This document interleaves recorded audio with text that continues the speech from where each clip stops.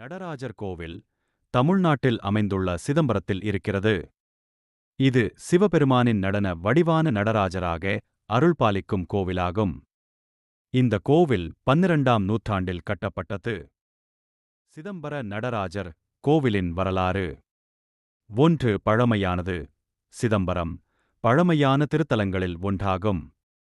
சங்ககால இலக்கியங்களில் கூட இந்த தலம் குறிப்பிடப்பட்டுள்ளது. 2. படைவீதி முறை. கோவிலின் சிறப்பம்சங்களில் ஒன்று அதன் ஒழுங்கமைப்பு. கோவில் வளாகம் 5 பிரகாரங்களால் சூழப்பட்டுள்ளது. 3. சிதம்பர ரகசியம். கோவிலின் முக்கிய அம்சம் சிதம்பர ரகசியம். இது ஒரு திரை பின்னால் உள்ள வான மண்டலம் காட்சி. இது நிர்மூலமானது என்ற கருத்தை உணர்த்துகிறது. 4. தேவார பாட்டு. திருஞான சம்பந்தர், திருநாவுக்கரசர், சுந்தரர் போன்ற சிவபெருமான்